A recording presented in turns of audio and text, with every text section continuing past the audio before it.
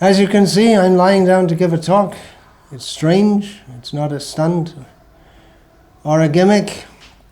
Just so happens that I have severe back pain, slip disc, and this is the position which I can hold for a longer period rather than sitting or standing without being too much inconvenienced. So, in my life, I have to do something, everyone has to do something. I have to justify my miserable existence. So, I should go on talking. Let us talk the topics of reality, the Vedic knowledge. For me, this is a big problem, but obviously I'm only one small being in this world. If we take this planet, if you take my problems, a big problem, for me, let's give it a big number, 1 million. So this is a 1 million problem. Some rash I have, that's something like a 1,000 problem. And this is a 1 million problem. But then if you divide that by 8 billion, which is, as far as I know, approximately the population of the world, when we say the world, we generally mean this Earth planet. At the present time, if we divide it, then it becomes a small number. So it's a big problem for me, but as far as the whole of human society is concerned, it's not a big problem.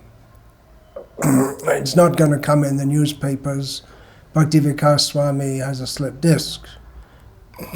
It might do, I'm sure it would if the Queen of England had a slip disc, but not for me. So on the universal scale, it's insignificant.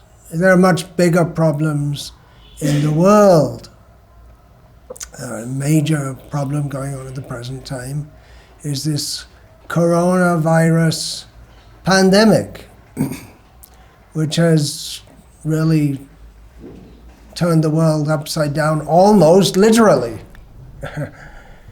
And there's so many big problems. Here in India, it's been an annus horribilis, which is Latin for a horrible year. If you want to sound sophisticated, you can repeat that sometimes, and then you can explain what it means. Anyway, for India, it's been a really bad year. I mean, for the whole world, it's been bad due to this virus. Maybe, definitely New Zealand seems to be doing well so far, but still they had to have a lockdown. But here in India, well, apart from the ongoing for years, tension and fighting and killing along the Pakistan border, which that's always horrible, that's going on. And then there's tension, the year began with tension in Kashmir, and then there were demonstrations throughout the country which seemed they were going to just go on and on and on about the Citizens Act amendment. There was a major source of discontent for many people, and then there were riots in Delhi. And a lot of that came to the end. A major reason for that coming to an end was because of the lockdown imposed because of the coronavirus. But then the coronavirus, it further impacts the economic downturn of the country, which is a major problem for the whole country. It's something horrible for the whole country. And then we had cyclones and locust attacks, which is a major problem for it's devastating for the farmers whose crops were wiped out in seconds by swarms of locusts. And it's also very severe for the whole country because food prices, well, particularly of the crops that were attacked, the prices of those foods will go up unless the government further impedes the economy in other ways by subsidizing those foods, and then the whole matter of food security, the supplies of food will become less. So. And then we have the China violence along the India-China border. So, and we're not even halfway through the year yet. Of course, in some places in the world it's been horrible for the last so many years. I mean, we think of Yemen and Palestine, really, really, really horrible situation people living in due to the horrible policies of certain horrible governments, if we're to be objective about it. At least in that certain matters, they are acting in a horrible way. So, it's a big mess. Now, what's the... Okay, all right. Well, it's not all right, that's the thing, but then what kind of spiritual perspective or what message can we convey in regard to this, all these goings on? Well, certainly confirms what Lord Krishna says in Bhagavad Gita, that this world is dukkhalayam, a place of misery. He says it twice. He uses another word, asukam, anityam asukam lokam. In this world, everything is temporary, and by nature, not happy. Or more graphically, dukkhalayam. It's asukam means not happy, which more or less means unhappy. So that is the nature of this world. Why? Why all of a sudden so many bad things going on in the world? Well, it's not all of a sudden. It's the world is a place of suffering. We perform acts, we get reactions. This world is going on. We are told by our scientifically minded friends, according to the laws of nature. There are subtle laws of nature also. You can't get away with harming others. You can't get away with it. You can get away with it if you're a lucky criminal, or if you're a big politician, you can maybe get away with it. But it often happens too. The big politicians, they're so powerful, and then they're dragged down and killed by the very people who they were oppressing previously. So, but even if you get away, look at this Stalin. He must have been the most horrible person of the 20th century. Seems like that. I mean, there may be some apologists for him, not too many. Well, generally it's thought that Hitler is the most horrible, but his career was terminated it was terminated, yeah. Bullet in the head, self-imposed. So we're told. We don't know. Nowadays we're not sure. Anything, history, so-called news, we don't know whether it's lies or truth or mixture of both, but definitely a very horrible person called Hitler existed, and a very horrible person called Stalin existed. And Stalin, the great difference between him and Hitler, well, there are many differences. One thing was that Stalin killed so many of his own people, he killed more than Hitler's troops killed. And another thing is that he died peacefully, so to speak. He wasn't assassinated, or he wasn't... He remained in power up till his last breath. So we may think, well, he got away with it. He got away with all his iniquities. But no. No, the laws of karma don't allow anyone to get away. That's the illusion. We think we can enjoy, we can exploit, but we have to suffer in a future life.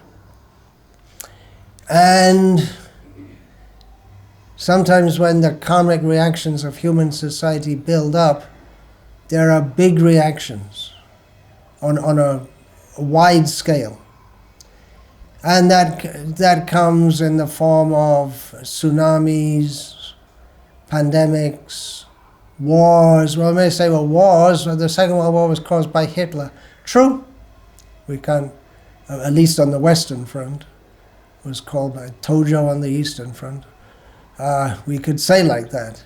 But there are subtle reasons also. Not that there's when the stock of sinful reactions build up, it's like a volcano that bursts out, and that doesn't absolve Hitler from guilt in fomenting the Second World War, or causing it, we can say. But there are more subtle reasons also. What was it that drove Hitler to do that? Well, we can say that the situation of the German people and the reparations after the First World War, and we can point to so many reasons, but behind it, the driving force is karmic reactions which manifest as desire, material desire, because one person wants to exploit another, or one people, they get together, they bandy together. The German people, we need Lebensraum, we need living space. So the people who are neighbors, kick them out, and we'll take over their country. So when we want, because of desire, we're not satisfied with what we have. We desire more than we need. And we may desire, if we're very sinful, we actually take pleasure in giving pain to others. It's not just what I want to kick someone out of the way so that I can enjoy myself or I can exploit their resources. But there may actually be, there definitely are people who take pleasure in giving pain to others. Or they're just numb about the pain they're giving to others. Just like there's the worldwide slaughter industry, meat industry, and people are eating meat and they just don't seem to care that there was a living being who was killed and tortured before death so that I can satisfy my tongue with what we call food, when it's absolutely unnecessary. You can live without meat food. So people may be numb to it, or people may actually take pleasure in it. And one shocking thing in traditional Christian belief, I don't know if they still believe it, because maybe due to Enlightenment values, humanistic values, the Christian values have changed, which is ironic. But the idea of going to heaven, and what do you do in heaven? You take pleasure looking at the wailing and gnashing of teeth of people burning in hell. Oh, horrible idea. Horrible, horrible, horrible, horrible. So anyway, karmic reactions. Things may be bubbling, bubbling, bubbling, bubbling, and then it boils over. Have you seen when you boil milk? When it starts to bubble a little bit, bubble, bubble, bubble, little bubbles start to rise, then all of a sudden, zoom, it bubbles up. And if you're not quick enough to take it off the burner, or nowadays, people traditionally used to cook on fuels like wood, dried cow dung, in India at least, coal, and then you'd have to remove the pot. And nowadays you turn off the gas or electricity or something like that. So otherwise it just boils right over, and so much is spoiled, and everything, burning smell and this and that. So in the same way, it often happens with mass karmic reactions, that there's some kind of tension in human society,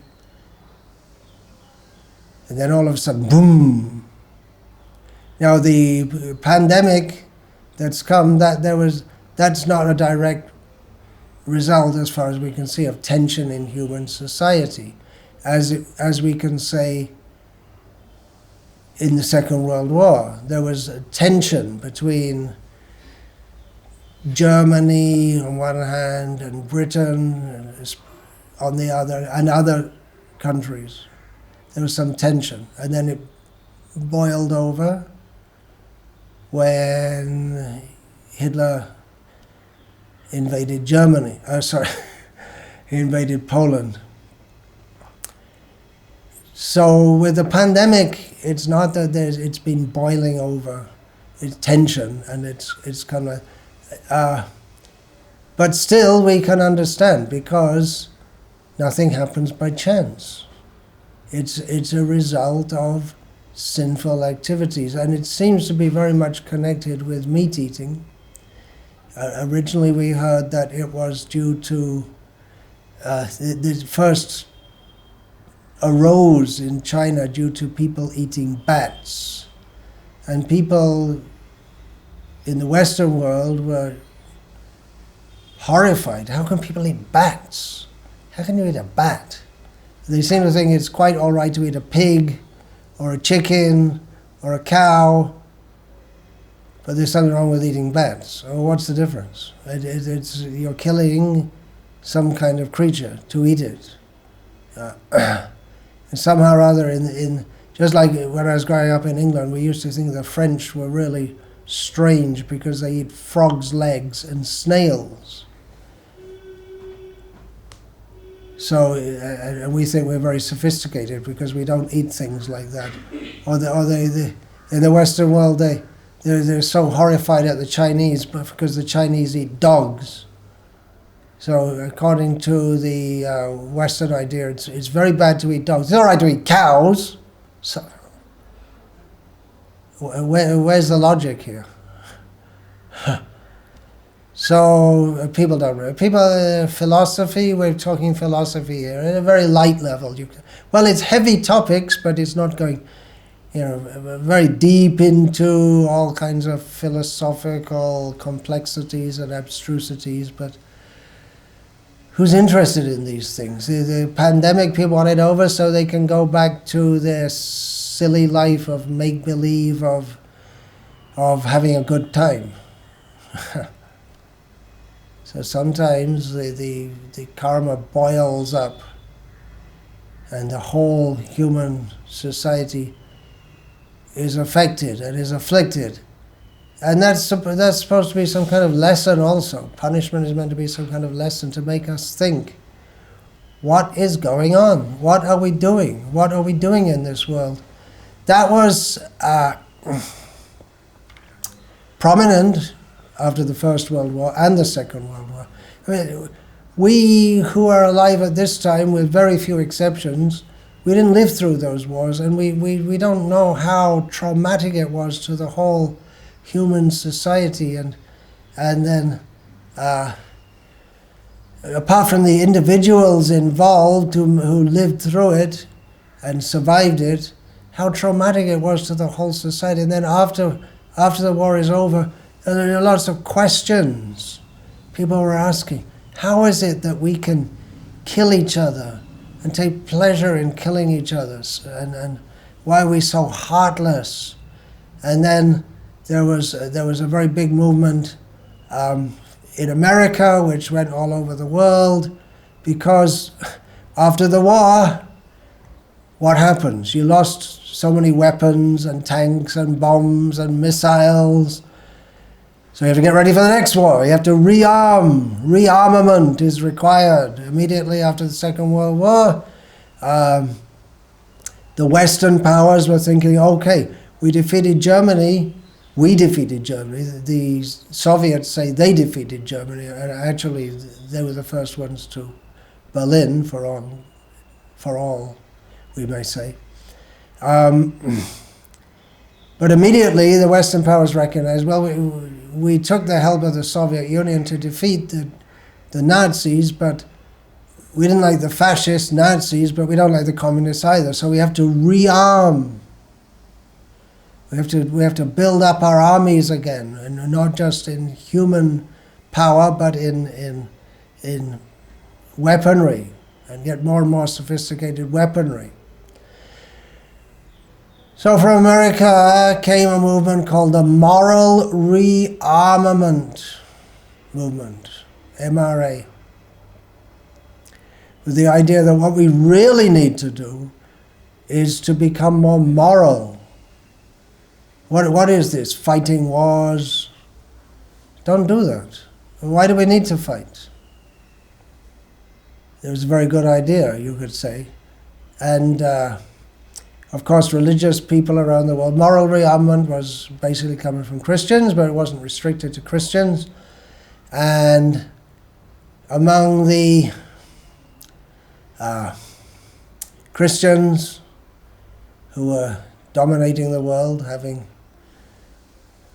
defeated the Japanese on the Eastern Front, and they're very prominent in the Western world. Of course, the Soviet Union stood for atheism, not directly, but almost directly. So they were thinking, well, we have to get back to God. We forgot God. That's why we've become so degraded. If we think of God, then there won't be wars. And of course, what took over the world in the Western world, there was the post-war, there was an economic boom, especially in America, and even Germany picked up very quickly, and Germany became an economic powerhouse, and people's attention became more on how we can enjoy all these things. The consumer society means you have to advertise people to buy pieces of junk that they call motor cars with planned obsolescence, everything planned obsolescence. Ladies, now we have for you washing machines. Ah, how wonderful. Everything is wonderful. And movies, and showing everything is nice. Bob Hope movies, crooning Bob Hope and Bill Cosby, crooning away, and how everything is very nice. And they forgot all this moral rearmament, and it wasn't very long before, to combat communism, the valiant American soldiers were losing their lives in Korea, and after that in Vietnam, and the history went on, and we're back to the same thing. So what's the message from all of this? The message of all this is that, at least individually, if we can't curb all these demoniac people who are misleading the world with ideas of building up the economy and building up our armies and killing others, beginning with animals, at least we should see the impending disaster in our own life. Impending disaster, everyone has impending disaster. We're saying annus horribilis. Well, I can say for sure the catastrophes of 2020 are not over. Not over. There are many, many more catastrophes to come. Hundreds of thousands of catastrophes. Millions. Why? How can there be millions of catastrophes? Well, as I said at the beginning of the lecture, and this is not a stunt, I have a severe bad back. That's pretty bad. It's not something that I'd wish on anyone. But it's not nearly as much a catastrophe for the body as death. We'll have to die. Yeah, okay, everyone knows, but we act as if we don't know. And there are hundreds and thousands, I'm not sure how many people die in a year in normally, whatever normal means. But it's a hell of a lot anyway. Hell of a lot of people. Must be well over 1 million people die every year. So that's a catastrophe for the individual. Like I said, if I was to die today, it wouldn't come in even in the local newspaper. What to speak of the international newspaper? It wouldn't be considered a big thing on the world stage, but it's a big thing for me. And for the people who love me, I'm fortunate enough that some people love me. Krishna loves me. That I'm happy to know. So, catastrophe is going to come. Now, if we're prepared for a catastrophe, then we can mitigate its effects. We weren't prepared for the pandemic, COVID-19. We weren't prepared. The world wasn't prepared. Could have been prepared if we'd have taken warning seriously, but I can imagine that there are so many warnings about so many things that can possibly happen, and so you can't take them all seriously. Like we heard that there was some warning that there could be this kind of pandemic can take place, and we need to have ventilators and all kinds of things ready in place. But there are so many warnings about so many things, and how many things can you prepare for? Because they may or may not take place. For cyclones, we have some warning, and so we're able to mitigate the effects to some extent in as much as we can move people away from the most heavily hit areas, which was done in West Bengal, where the major cyclone hit. But still, you can't stop the massive damage to crops and buildings. You can't stop it. We're warned of major economic collapse all over the world. No, collapse or depression. We've been hearing about it for years, and we're told it's just now coming, just now coming, just now coming. What do we do to prepare for it? Well, some people prepare for it by buying gold or buying land. And they prepare. Most people don't prepare, and what are they going to do anyway? If you're just like here in India, a huge number of people they work on construction sites, day laborers. There's nothing they can do to prepare for an economic downturn, even if they understood what it was. That they're mostly not very sophisticated or educated people. Be ready, prepare. Prepare for death. Everyone knows this catastrophe is coming. How many people prepare? They may prepare by writing a will if they have anything to leave in their will. But what happens after death? It's a major question.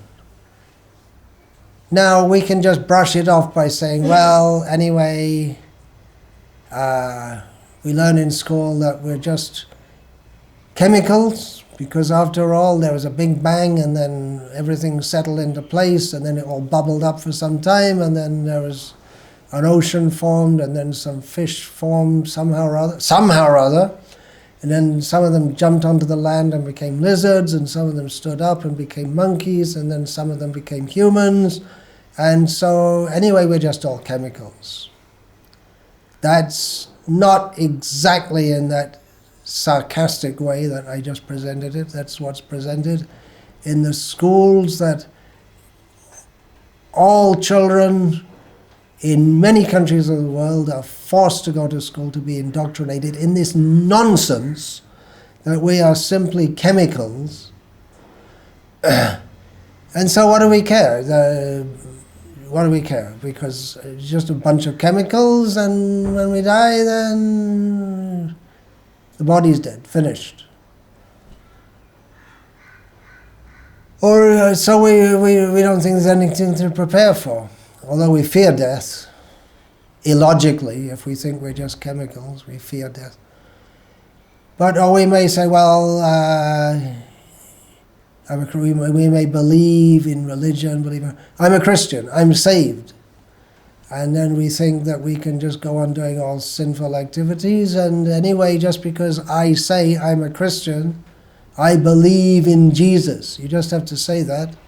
And then just by saying that, some abracadabra, magic formula, you, even though you may do all sinful activities throughout your life, then you get saved. And someone like me who doesn't believe in such simplistic excuses for theology, with all respect to Jesus Christ, who, as far as I know, didn't teach such a cop-out kind of theology, I have to go to hell forever, because I don't subscribe to this idea. And of course, if you happen to get it wrong, if you're supposed to be a Muslim and not a Christian, then you're in big trouble. Or if you're a Muslim but you're a Sunni and you're supposed to be a Shia, or vice versa, then you're in big trouble. So it's a meaningless blind faith in the name of religion. And so it's for people who don't think very deeply. And so they don't think very deeply, and they don't think very deeply about death either, which we should do.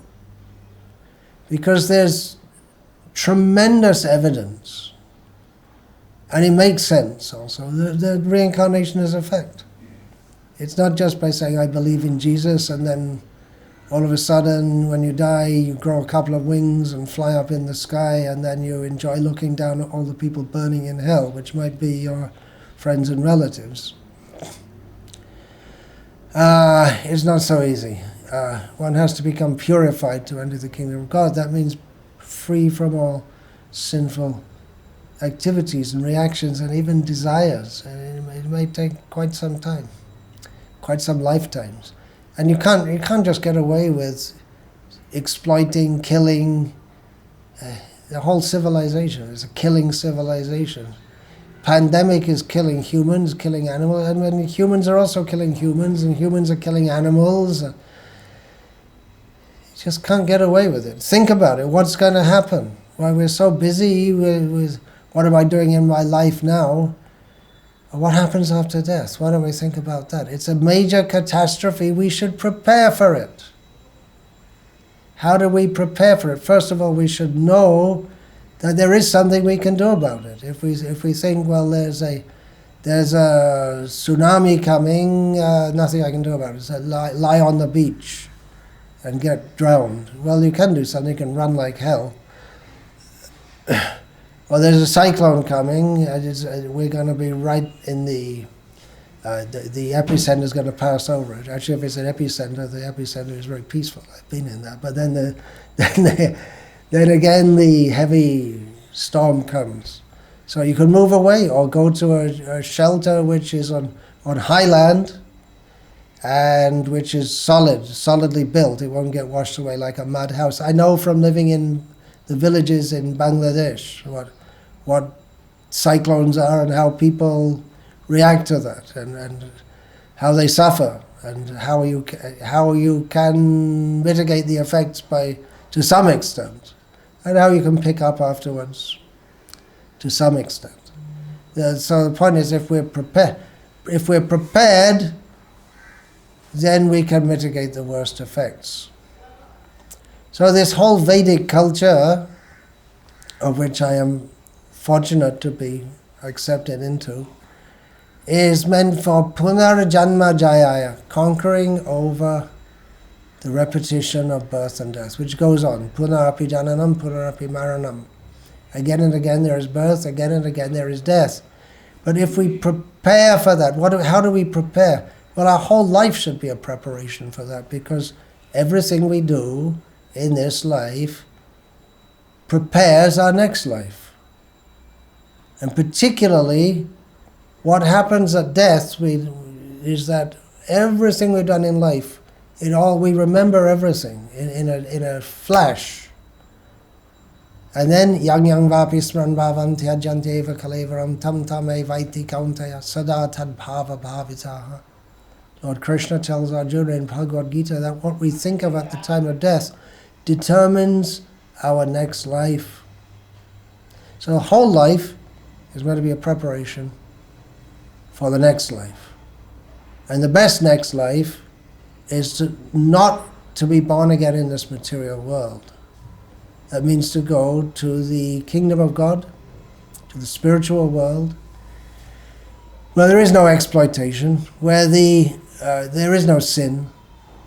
There's pure love. Pure love centered on Krishna, the Supreme Personality of Godhead. It's a big subject, no doubt, but it's not difficult to understand. You don't have to be a great philosopher to understand all these things. Just like the child doesn't have to understand by philosophy or psychology, this is my mother, this is my father. It's a natural thing. So in the same way, there is a great philosophy to understand Krishna, the Supreme Personality of Godhead, and our relationship with Him. That big philosophy is there because we dream up so many philosophies which are intellectual ways of avoiding the fact that we have a natural relationship with Krishna.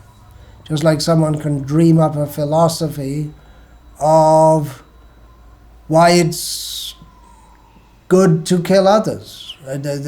Hitler dreamed up a philosophy. I don't think people call it a philosophy, but in the broader sense it is a philosophy of why it is good to minimally harass, if not kill, Jews. So we have invented so many philosophies, and even those which are very altruistic philosophies, be good, be nice, but avoiding Krishna, it's morality among thieves. We should, communism, let us share the resources of the world equitably. I'm getting mixed up on my sophisticated words here. So that's like honor among thieves. First of all, we should acknowledge the Supreme who has given us everything. Then we live like brothers and sisters in this world. Otherwise, if thieves, they steal everything, and then they say we should divide it among ourselves morally. They're immoral. And how are they going to become moral? By dividing it among themselves equally. So the whole human society has to understand who is God, what is our relationship with Him, at least individually. If we do so, we can do so very easily. Like I say, it's not a very big philosophy. It's a natural thing to love Krishna. But we're so psychopathic. For birth after birth, we're avoiding Krishna because we have this perverse idea that we want to be independent and forget Krishna. Or we may call on God, hey, God, I need some bread. Give us this day our daily bread. Hey, give us some bread. Come on, quick. Calling on God, what can you do for me? But love means we love just for the sake of loving, because Krishna is so lovable. So it's a natural thing. It's to love Krishna is not very difficult. It's only our stubbornness that we avoid that. Otherwise, if we chant Hare Krishna, we hear about Krishna, it's natural to love Krishna. And if we even start to develop that, we might not fully get free from all the contaminations of our sinful mentality in one lifetime. We may not get free from all those contaminations, but if we start to do so, then immediately we become very happy. I must say, I'm happy. People often ask me, how many years have you been doing this Krishna consciousness? And if I think now, 45 years now. Oh, are you happy? Well, why should I do it if I'm not happy? So, yeah, I'm happy. I got this horrible back pain. Yeah, but that's incidental. That will come with the body. But happiness comes from remembering Krishna. So, as much as I remember Krishna, I'm happy. So I'll be happy in this life. Pascal's wager, if you want to get into philosophical things. You can look it up on the internet if you're interested. Pascal's wager. I'm happy now. And I'm quite confident that I'm going to Krishna. It may take many lifetimes, but I'm on the path. Krishna is looking after me. He looks after everyone directly or indirectly. If we don't want to approach Krishna, or if we avoid Krishna, then we end up in mrityu samsara, the world of repeated birth and death. We come back again and again, and then we suffer back pains and tsunamis and pandemics, and being killed by others and killing others, and it just goes on and on and on. And human life is meant for God realization. And in the human life, we have enough intelligence to even think about these things. In human life, we can worship Krishna.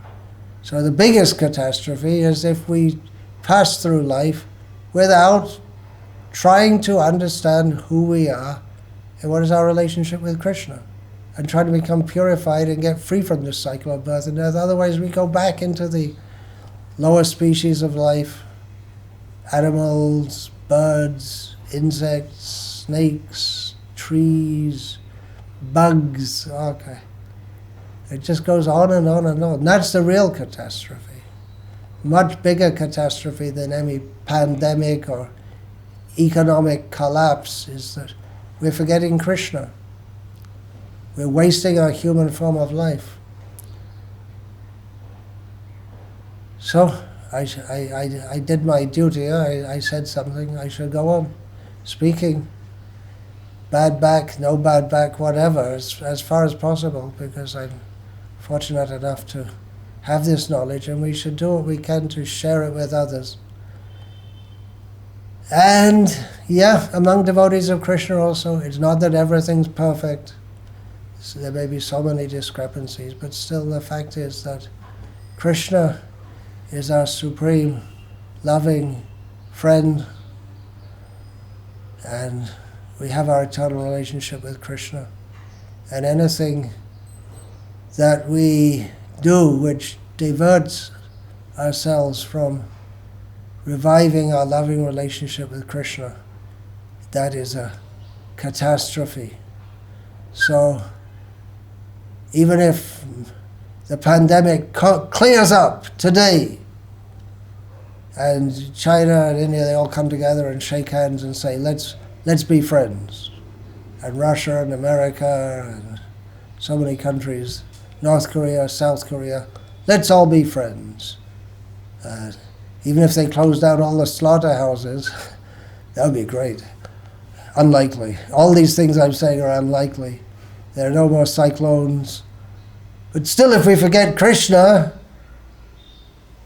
it's a disaster, catastrophe. If we don't take seriously the human form of life is meant for getting free from the problems of birth, death, old age, and disease, and over and above that, becoming Krishna conscious. So, catastrophes are going on, but at least I can request those who have been kind enough to listen to this whole talk to take very seriously the ongoing catastrophe, which is your life without Krishna.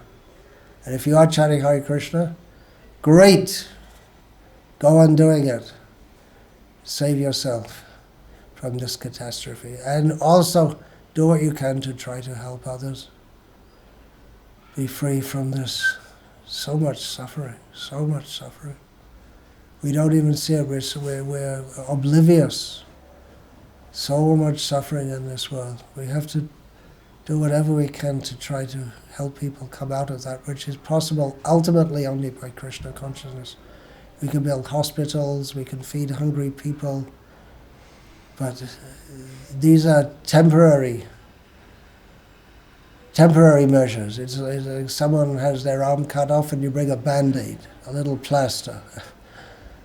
Maybe it can give a little relief, but it's not sufficient. And it's temporary also. Whatever we do to help people on the bodily platform is temporary. So really helping people means to give them the knowledge by which they can understand that we are all eternal living beings, part and parcel of Krishna. We have to revive our Krishna consciousness. Otherwise, everything in this world is horrible. Everything is a catastrophe. Everything is a disaster. Chant Hare Krishna and be saved, and try to save others. That's what I have to say today. It's what I have to say every day. Hare Krishna. All glories to Srila Prabhupada.